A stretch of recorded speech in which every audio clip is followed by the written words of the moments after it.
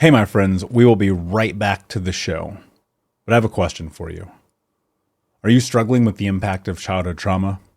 Well, know that you're not alone. I'm here to let you know that I'm starting a brand new weekly coaching group that includes a year of life coaching, accountability, support, habit and goal setting, and more. I'm starting a waitlist for the group right now, and I'm only taking a handful of people. And I'll let you know that through this personalized coaching, we'll work together to help you understand how your childhood trauma has shaped your beliefs, behaviors, emotions, and will help you create a roadmap for healing and growth. Right now, you can schedule an absolutely free coaching session with me and get put on the wait list if you go to thinkunbroken.com.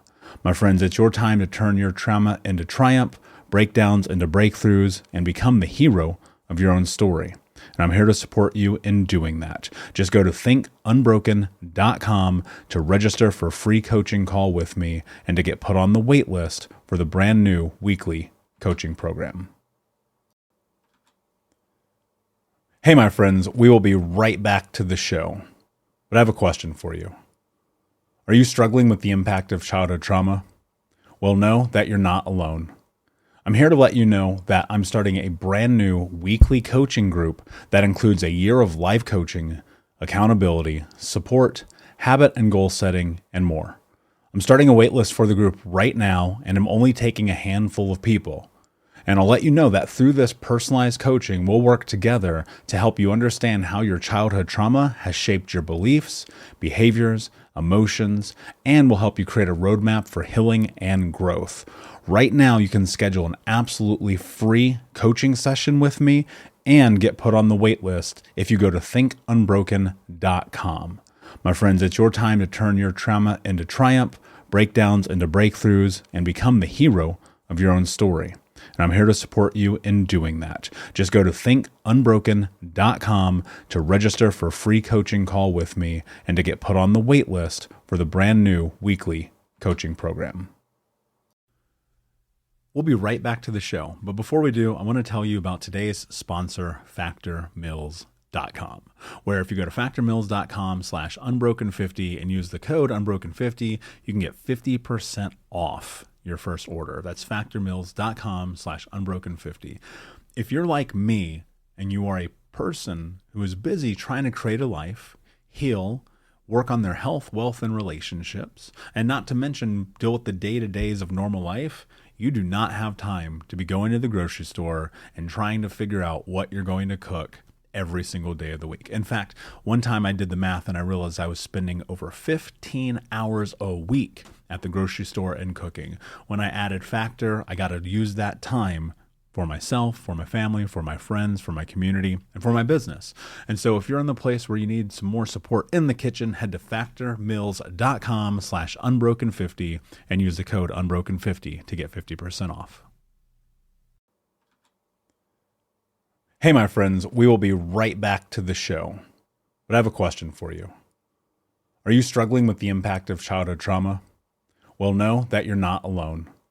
I'm here to let you know that I'm starting a brand new weekly coaching group that includes a year of life coaching, accountability, support, habit and goal setting, and more. I'm starting a waitlist for the group right now, and I'm only taking a handful of people. And I'll let you know that through this personalized coaching, we'll work together to help you understand how your childhood trauma has shaped your beliefs, behaviors, emotions, and will help you create a roadmap for healing and growth. Right now, you can schedule an absolutely free coaching session with me and get put on the wait list if you go to thinkunbroken.com. My friends, it's your time to turn your trauma into triumph, breakdowns into breakthroughs, and become the hero of your own story. And I'm here to support you in doing that. Just go to thinkunbroken.com to register for a free coaching call with me and to get put on the wait list for the brand new weekly coaching program. Talk to me about how now today with what you just said, your intuition, your voice is so loud for yourself. Like, how do you even tap into that? That's a really great question that I've been trying to figure out the answer to as more people ask me. I think to a certain degree, it's always been there. I remember I've just always been an observer ever since I was pretty young. So I remember just observing my peers in high school, for example, and being like, oh, Well, that's a really bad decision. Noted. I'm not going to do that. So I'm like constantly taking notes in my head. And I think what ends up happening is in the beginning, when I didn't realize I was intuitive, I just saw it as, oh, I'm observing things and then I'm picking up on patterns and then I'm making decisions that way. But as I've gotten older, and particularly with certain things that have happened, like I completely shifted business models starting in 2017, partially because I had an intuitive hit that was like, oh, we are overdue for a crisis and your current business would not survive it. There was no rhyme or reason for this. There was no I mean, I was in finance and people are always talking about in my first business and people are always talking about a crisis in finance, but there was no reason for me to really believe that. Or maybe a month prior to, or not a month, a year prior to the pandemic coming, I actually moved out of my condo in Miami and moved back home. I had to move. There were a lot of construction issues in the condo. And now with what just happened in Miami with condos, I was like, good move getting out of there. But there were just lots of issues. And I was like, I'm out of here. And I went back home. And part of the reason why I went back home was because there was, again, an intuitive hit that was like, something's coming. And when it comes, this is where you're going to want to be. And it was just a voice. A year later, we have the pandemic. And it's true. This is exactly where I wanted to be, not holed up in a condo. And then in addition to that, when I hired Xenia, who you met, I had this crazy sense of urgency when I hired her. I was like, I hired her at the end of 2018 and she was my first employee, which was already like a huge leap for me from my first business. And I was like, we got to get these systems figured out. We got to get this foundation figured out. It was so urgent. It was so like, we have maybe 18 months. 18 months is what we got, right? And lo and behold, within 18 months, most of the systems and the structures were already taken care of. So when the craziness of 2020 happened, the avalanche that came to us in terms of like business and then also the fires we had to put out at the same time, at least our systems were good. So now my team comes to me and they're like, okay, when Amanda gets on one of these kicks where she just gets a hit, we're just going to follow her because she's always right. And then other things have happened, like clients have come to me. One of them is Adina. She runs a program called Immigrant Finance School. And she's like, hey, I worked with you in, I believe it was 2018, because you told me that all the world's systems were going to come down and we were going to need new leaders. Well, it's 2020. Look where we're at. Look at the state of the world. And I was like, I don't remember saying that, but I'm not surprised I said it. Or I had another client who's like, I used to have a column at Inc. And they came to me and they were like, hey, so remember when you wrote this whole article back in 2017 exposing the coaching industry for all the fuckery going on and how it was going to get exposed? Here we are in 2020 and 2021. So I was like, dang, there is something here. And I just could not really explain it. I always thought I was just picking up on patterns. And I'm like, don't people see this? Don't they see the same things I'm seeing? And then in 2020, I realized they don't. But I think people do see them, but they don't listen. So, maybe that's it. Yes. So have you always been a person that has listened to their gut, to their intuition, or did you have to? For me, I literally have to force it, like, because I was so used to not doing that, where not listening was kind of the precursor for everything. And so listening became new over the course of the last 7, 8, 9, 10 years. Have you always been able to listen to your intuition, or do you have to train this? I think I had to train it. I think it was always there, and I think we all always have it. Like I mentioned, I was a really good observer when I was a kid, and I would take diligent notes, right, based on what other people were doing. But I will definitely say, like, as a young adult, I definitely did not listen. I did not good things as a young adult because I was not listening to myself and put myself in precarious situations.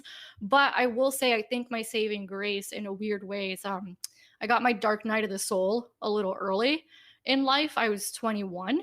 And basically, I got really, really sick in college. And now in retrospect, I realize it's because I had been dealing with depression for a long time. I'd been dealing with anxiety for a long time.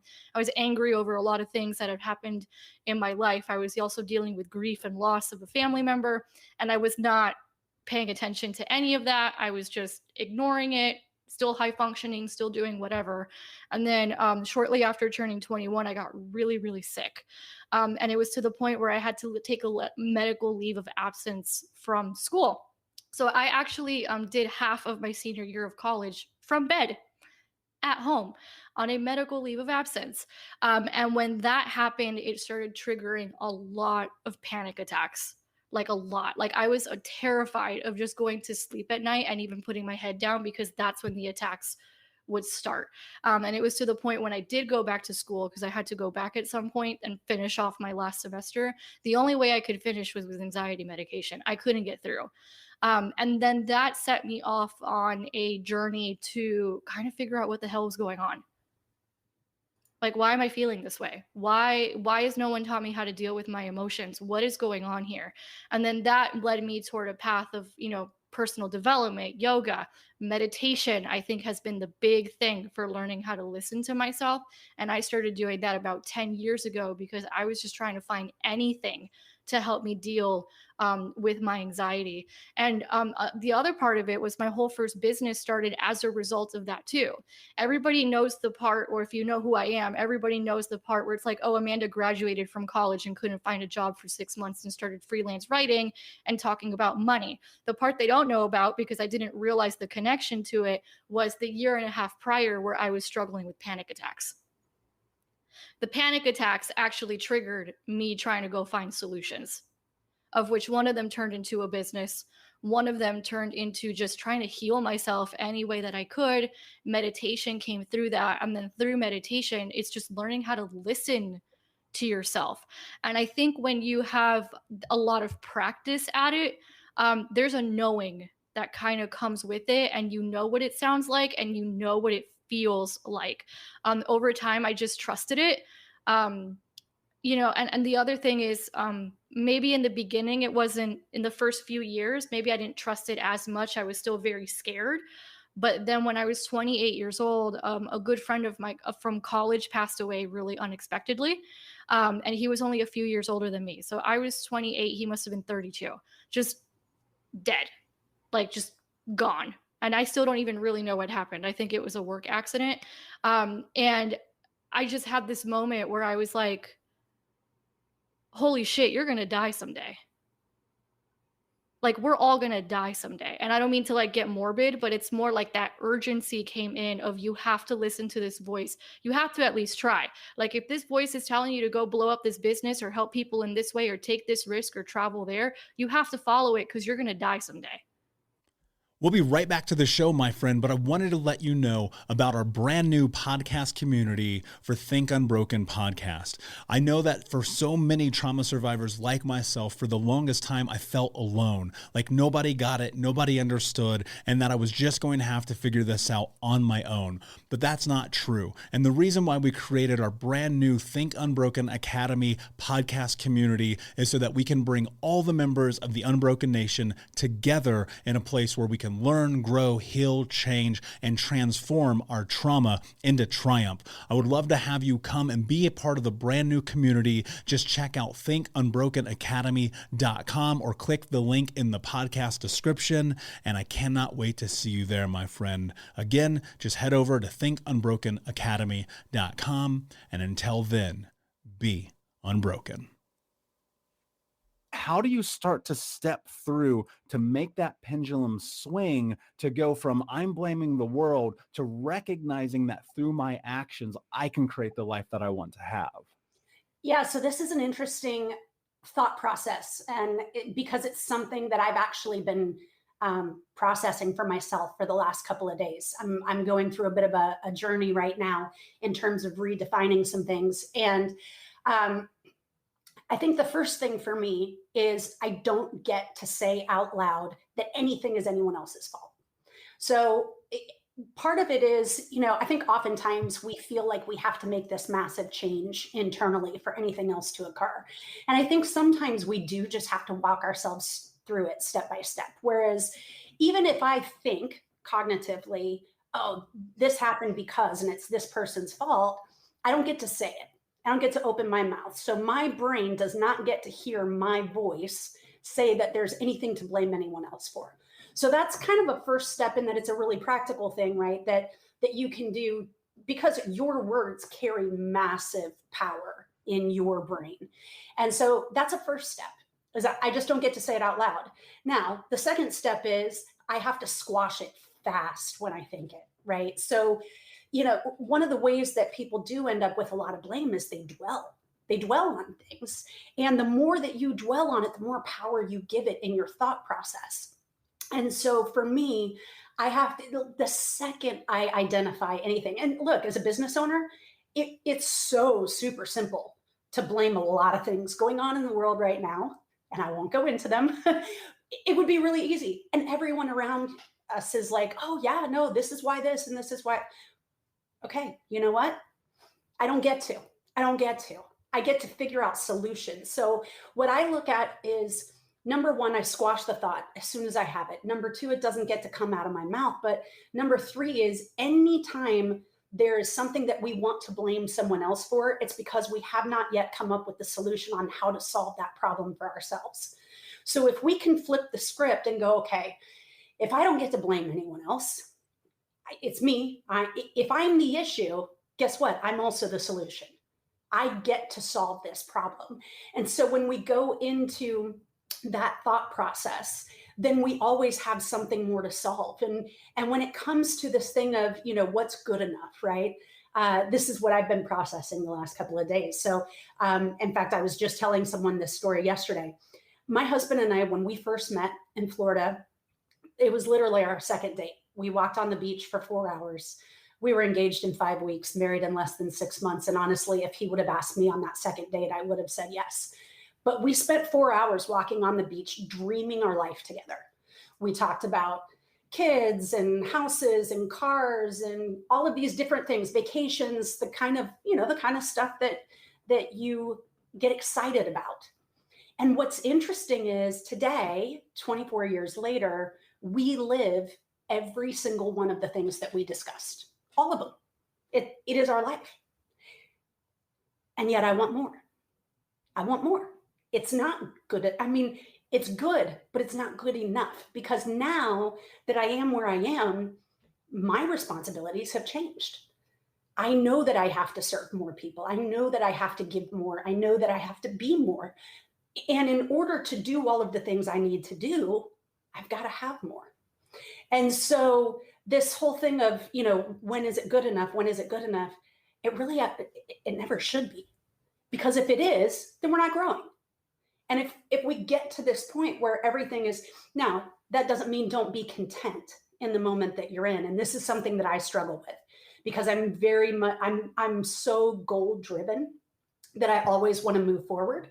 So struggling to be content in everything that I have while I'm driven to move forward is something that I constantly have to work on, because it's very easy to get focused on the road and just go, okay, nothing's going to work until I get there, but that's not a healthy way to go about it either. So it's kind of this constant struggle of, I'm content with where I am because this is exactly where I said I wanted to be.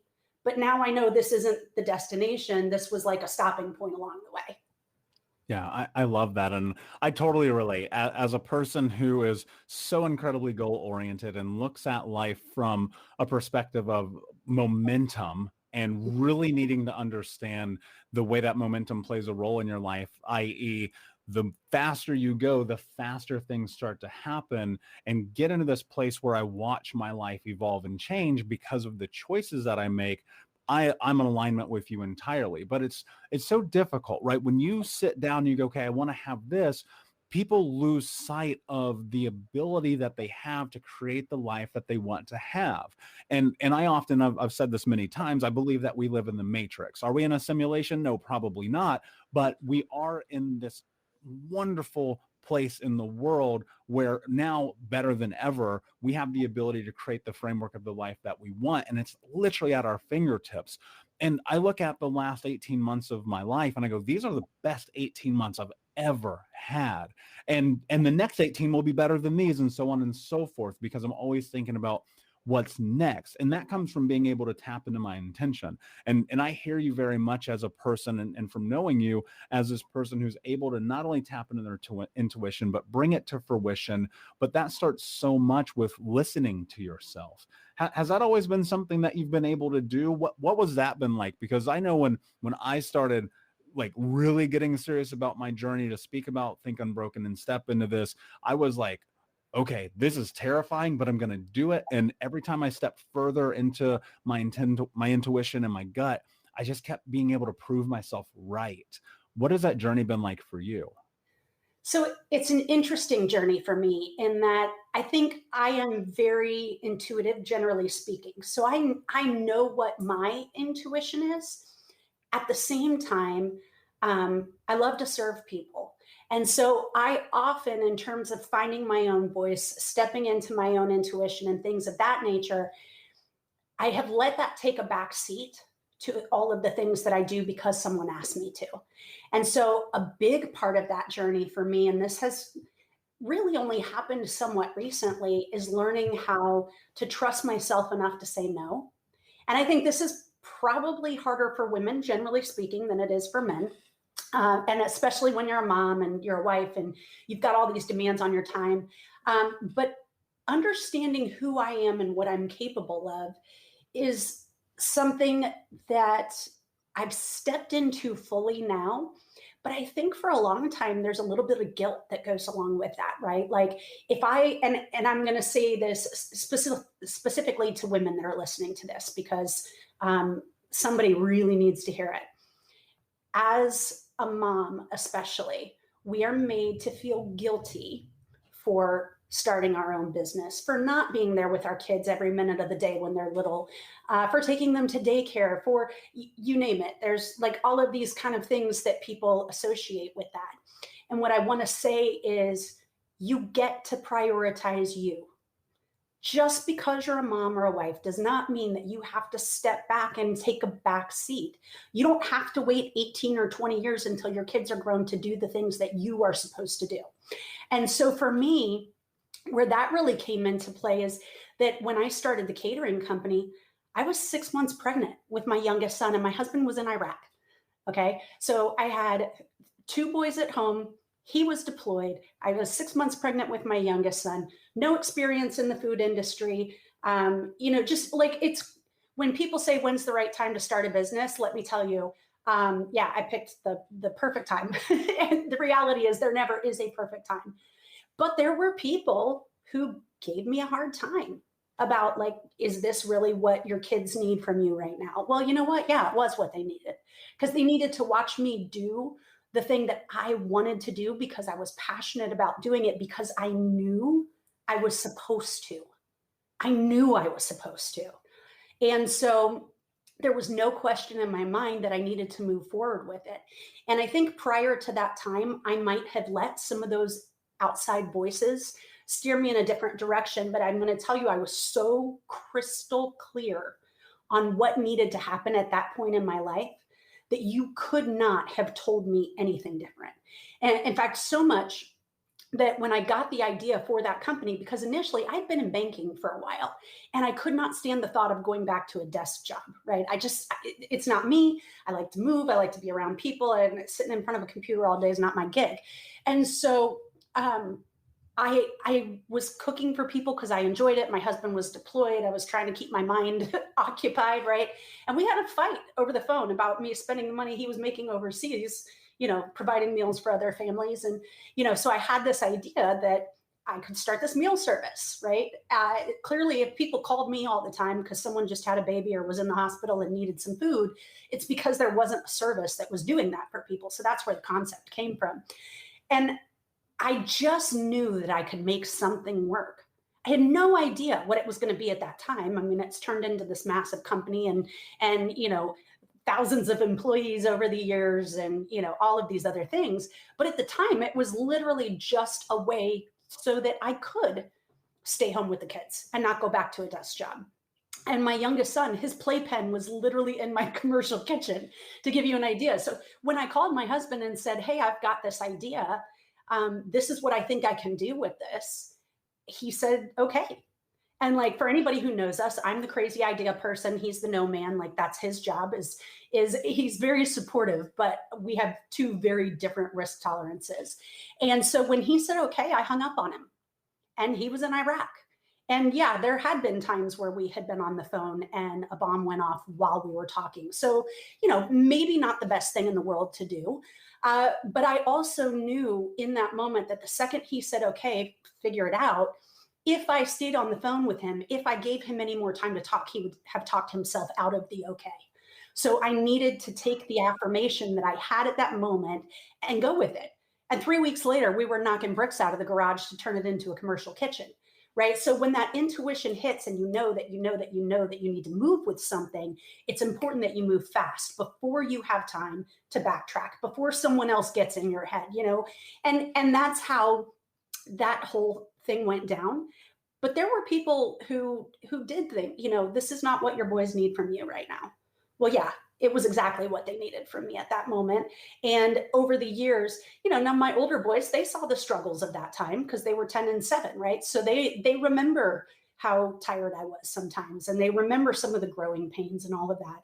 But they look back at it now and are using some of those lessons to help them with other things that they're going through at the moment, because they know that if they can watch me go through that and do everything I've done over that time frame, that they've got a lot of strength inherently in them, just by virtue of being in that environment. Hey, Unbroken Nation, we'll be right back to the show, but I wanted to let you know that you can grab a copy of my first book, Think Unbroken, Understanding and Overcoming Childhood Trauma, for free. If you go to book.thinkunbroken.com, you can download the PDF ebook version of the book and get everything that I know about the baseline of healing trauma for free, downloaded to your email right now. Just go to book.thinkunbroken.com to download your copy of Think Unbroken, Understanding and Overcoming Childhood Trauma for a PDF for your phone. Again, that is book.thinkunbroken.com. And in that, you step into this thing about trusting yourself and about believing in yourself. And I know as an entrepreneur myself and trying to build things, there's always these moments of the limiting self-beliefs and the negative self-talk and the thing in your head that says, are you crazy? You're going to walk away from all these things to try to build your dream. How dare you? How do you navigate that? Like as an entrepreneur, as a business person, as someone trying to create an impact change on the world, how do you be louder than the voice that tells you you can't, shouldn't, don't, or won't? Yeah, I mean, in my case, it was about aligning with clients that kind of helped build me up. I really have gravitated to clients who have been very complimentary, have been very generous, have been, very, engaged with me, and have actually helped me like realize, what I'm capable of and what like value I've brought to them. So I've almost kind of, unfortunately relied on the reflection of the people that I've served and what they have shared with me on the impact that I've made in their business or in their lives, and the relationship that we've built that has started to make me feel like, okay, this is why I want to, continue these types of relationships, because it's not just, oh, they're validating and gratifying, but there's a mutual respect. There's a partnership. There's, a shared language that makes me feel confident. I can be honest. I can be candid, and that we're both accountable to each other and getting things done. The role of a manager in my mind is to be a strategist and to keep nudging and helping encourage someone's creative dreams, but also to be the one that's kicking them in the butt as much as they are kicking you in the butt to say, hey, this is, like they say to me, this is my dream. This is what I want to have happen. Like, help me, so that mutual accountability and respect for each other, I think, drives both of us forward. And that's what's helped me kind of quiet those inner saboteurs or the critics that think like, who are you? You're a nobody. Like, look at all these other really amazing managers and agents. And, especially in LA, you're surrounded by, enough people that you can easily feel inferior. But I know, to the few clients that I work with, or the many, hopefully, authors and speakers that I've worked with over the years, that I hopefully have made an impact. I have made a difference in the success of their book, or the, getting out there as a speaker for the very first time, or building something beyond what I could have imagine myself doing a long time ago. And then so every once in a while I have to kind of hopefully reflect on how far I've come and how I'm unique in this industry and not just another person that they could easily replace. And so I do try to use all that to help fuel. And, I think the biggest thing is just working on yourself, and even if it doesn't relate to your job. I mean, I know all of the things the practices that you have. I also meditate and work out in the mornings now, and I never thought I would be the person doing either of those things. And went vegetarian, and just all the things that I do to try to take care of myself in different ways, I think has also really helped me in an emotional and a mental way, because it just helps. If you feel good, you're gonna work better. You're gonna find more joy, more confidence in what you're doing. And the stress that used to really sideline me and force me to self-medicate with weed and alcohol for years and years and years has dissipated. It's, I've got enough perspective now to say, yeah, that's someone's upset, someone's, wants different results, this or that. Okay. We go to work to solve them, but I let anxiety and stress and, kind of crazy bosses that I had really run me ragged for a long time. And I've, been working on walking out of that and really just owning what I want my experience of my career to be by being intentional about the people that I choose to work with. Yeah, and I love that you mentioned that it's not as simple as just doing the things for your job or for your business. And I found just by doing the work for me first, by proxy, that impacts everything in my life. Mm-hmm. But much like you, like I can rewind to a time 10, 12 years ago where I think personal development, self-help, these guys are full of shit. Like, this is nonsense. I'm never going to do any of this. And now it's like, it's almost the only thing that I do, because one of the things I recognized was, if I'm the smartest person in the room, like, I am in the wrong room. And I just kept like trying to push myself more and more and more. One of the things that I found to be so incredibly beneficial, and you kind of hearkened into it, but I want to go a little bit deeper, was being surrounded by the right people in alignment and with my values and who it is that I want to be and what I want to build and become. Talk to me about the power of community in your life and how that impacts you, not only as an individual, but as a business owner, an entrepreneur, and as a human being. What is the power of community like for you? Yeah. Well, I struggle to think about a lot of communities that I really do feel like I'm an active part of. I've been part of this speakers bureau, kind of speakers agency world. I've got a lot of connections within that. And that's been really amazing because a lot of us move around, and then I continue to see the same faces and people. And it's great to feel like, you've got a history, you've got rapport with a lot of different people that are passionate about what you're passionate about and are doing that and now can support you in a different way. And so that's been really amazing. As you change jobs and move other places, the people who reach out and the people who kind of lift you up and encourage you and are been excited about your next venture and all of that. But also coming out of business school, I've taken on the responsibility of leading our LGBT alumni group for Anderson. And that's always been a little bit of like kind of my mission, is getting involved in boards, getting involved in other, nonprofit organizations that serve the community and that help align people with different connections. Even before I was a manager and an agent, I loved helping people just connect to jobs. If I heard about someone hiring, I would be going through my mental Rolodex to figure out if there's someone that I thought might be a fit for that. I helped friends right out of college get their first job in New York and ultimately set them up for the rest of their careers. And I don't say that to brag, but just because it feels very exciting to me to be the one that can help align people with their creative dreams, with their things like that. So I think about the different kind of communities that I've come from with my undergrad alumni or my business school alumni, and then different friends and colleagues I've met along the way, and always am grateful to hear from previous people who've worked for me who still want me to be a reference like 5, 6, 7 years later, because they know that I'll pick up the call and actually, speak kindly about them and encourage them on those next things. So I think all of those different communities along the way have helped me connect and make connections that have been meaningful to my career, but also the joy of giving back and being able to help them has really probably been a lot more gratifying than anything they've ever done for me, because I just have loved playing that role of connector and being someone that hopefully people can come to when they're looking for their next gig or when they're asking for help with something. And I think it's just nice to be needed sometimes and to be the one that isn't looking for a quid pro quo from it. And in that, when people are going through that and looking at pain often being this really interesting kind of precursor for action, is there a way to do that, and so that you're not only looking at it from the aspect of worst case scenario, but from the positive side of things? Well, I actually hope that people do, right? I actually try to, yes, fear is a real thing, but it's actually pretty much created. So I try to always look at what, if you, let's say your goal was to make $10 million. Okay, cool.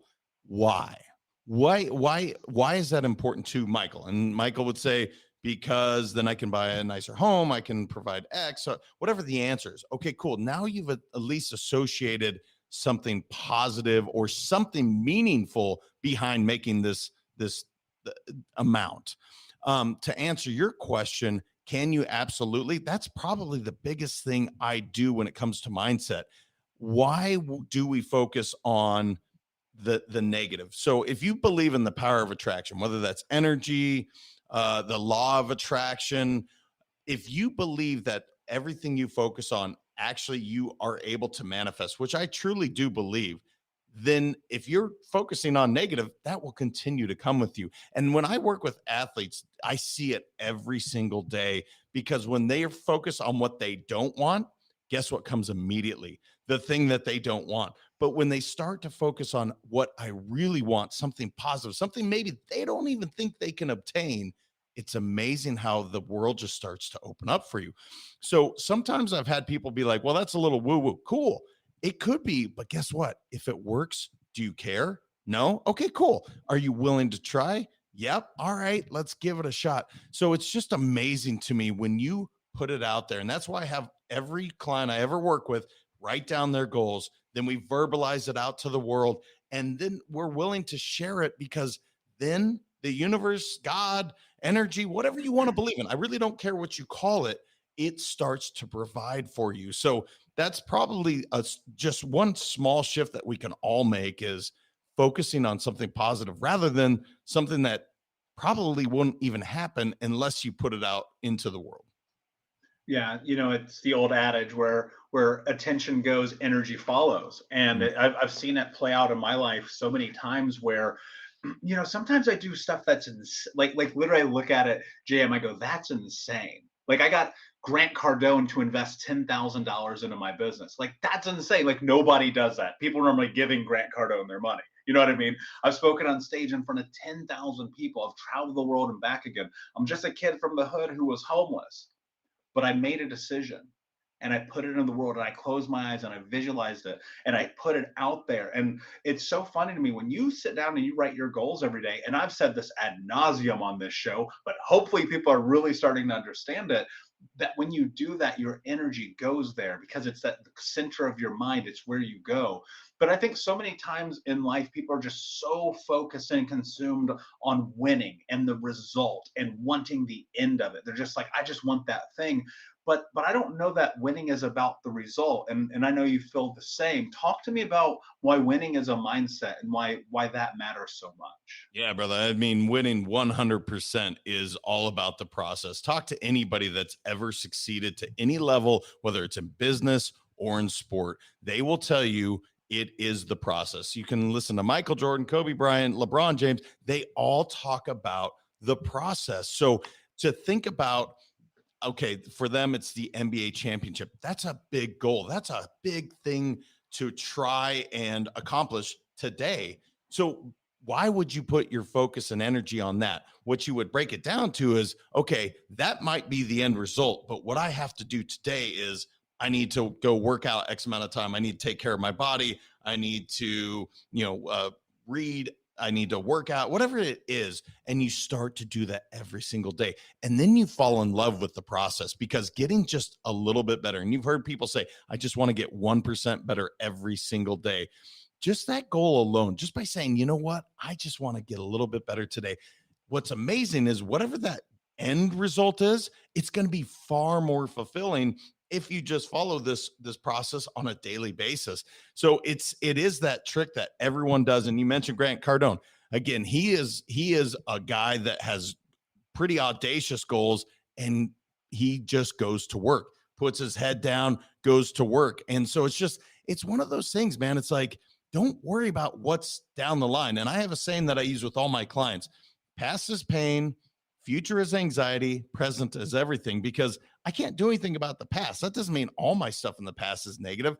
It just means that if I'm sitting today thinking about how great it was in the past, that's a negative. If I'm sitting there thinking about how great it's going to be in the future, well, guess what? How good is my present moment today? So if you can trick your brain or yourself to every single day, just give 100% today, it starts to just be this domino effect. It's like, oh, today was an awesome day. Oh, the next day is an awesome day.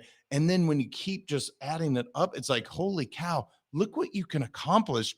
But stop worrying about a year down the line, 3 months down the line, tomorrow. Be in the present and enjoy every moment, because that is the one certainty I do know. We don't know when our time is up. So you may as well get everything out of every single moment. Just like I'm with you right now. I want to give you 100% of my attention.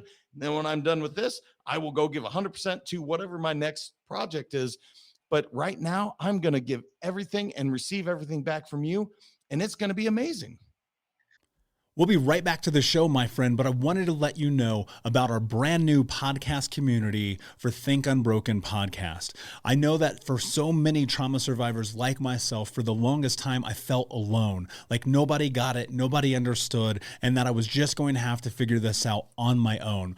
But that's not true. And the reason why we created our brand new Think Unbroken Academy podcast community is so that we can bring all the members of the Unbroken Nation together in a place where we can learn, grow, heal, change, and transform our trauma into triumph. I would love to have you come and be a part of the brand new community. Just check out thinkunbrokenacademy.com or click the link in the podcast description. And I cannot wait to see you there, my friend. Again, just head over to thinkunbrokenacademy.com. And until then, be unbroken.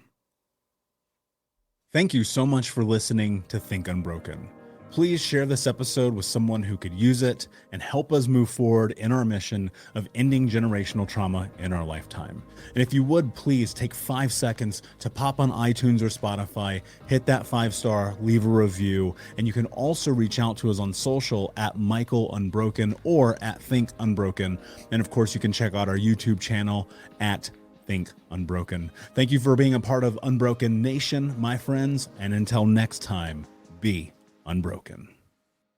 Hey there! Did you know Baker's always gives you savings and rewards on top of our lower than low prices? And when you download the Baker's app, you'll enjoy over $500 in savings every week with digital coupons. And don't forget fuel points to help you save up to $1 per gallon at the pump. Want to save even more? With a Boost membership, you'll get double fuel points and free delivery. So shop and save big at Baker's today. Baker's, fresh for everyone. Savings may vary by state. Restrictions apply. See site for details.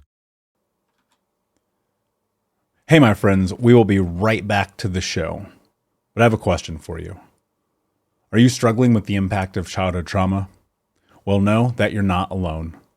I'm here to let you know that I'm starting a brand new weekly coaching group that includes a year of live coaching, accountability, support, habit and goal setting, and more. I'm starting a waitlist for the group right now, and I'm only taking a handful of people. And I'll let you know that through this personalized coaching, we'll work together to help you understand how your childhood trauma has shaped your beliefs, behaviors, emotions, and will help you create a roadmap for healing and growth. Right now, you can schedule an absolutely free coaching session with me and get put on the waitlist if you go to thinkunbroken.com. My friends, it's your time to turn your trauma into triumph, breakdowns into breakthroughs, and become the hero of your own story. and I'm here to support you in doing that. Just go to thinkunbroken.com to register for a free coaching call with me and to get put on the wait list for the brand new weekly coaching program.